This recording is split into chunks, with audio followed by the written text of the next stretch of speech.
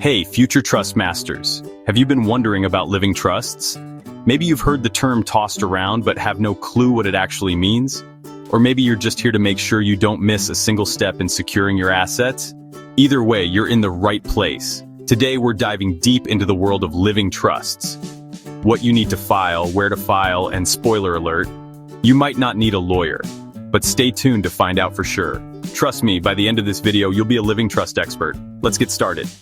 First things first, what exactly is a living trust? Picture it as a magical box. Not literally magical, but we can pretend. It's a legal tool that holds and manages your assets while you're still alive and after you pass away. The beauty of a living trust? You keep control over your assets while you're living, and it ensures your heirs get your property without the hassle of a long, expensive court process known as probate. Think of it like a VIP pass that skips the long lines at the probate court. Sounds good, right? I'll take that pass.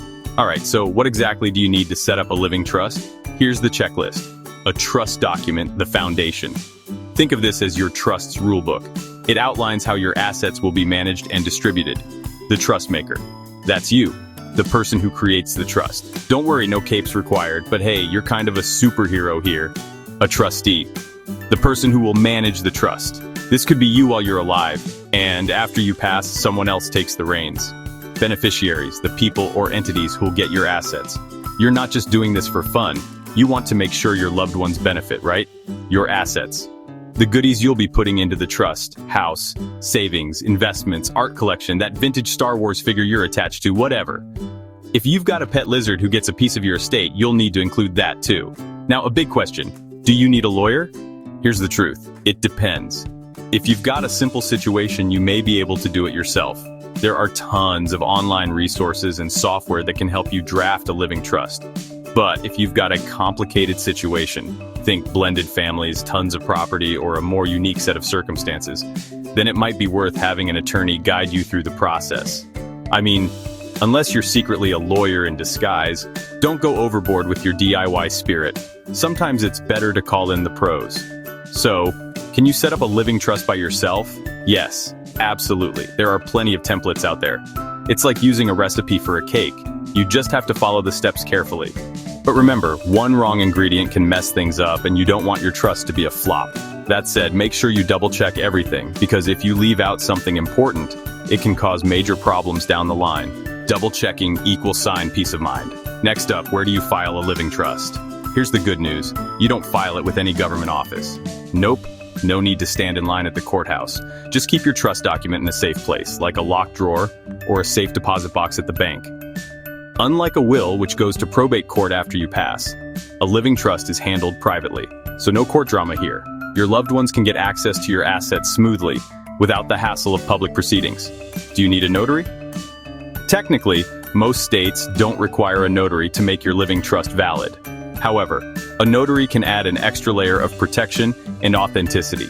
Think of it like adding a stamp of approval from the universe or, just from the notary public. So while you don't have to, it's definitely a good idea. You'll feel like your trust is ready to conquer the world with that official signature.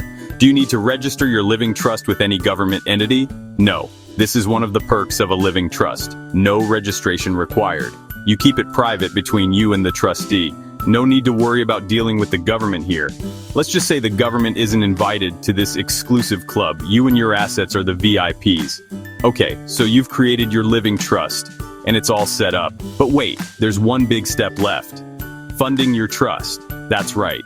Your trust doesn't work unless you transfer your assets into it.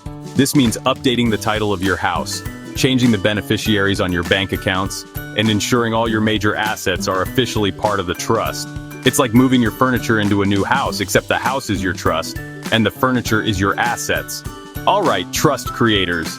You've now got all the tools to establish your own living trust. Hopefully, we've cleared up some of those questions like, do I need a lawyer? Or where do I file this thing? And given you the confidence to get started. Remember, setting up a living trust can make life a lot easier for your loved ones down the line. If you found this video helpful, don't forget to like, subscribe, and share it with anyone who could use a little help in their living trust journey. Because we all know someone who could use a little trust advice, right? And remember, your assets deserve the VIP treatment, so let's keep them out of probate court. Thanks for watching, and we'll see you in the next video.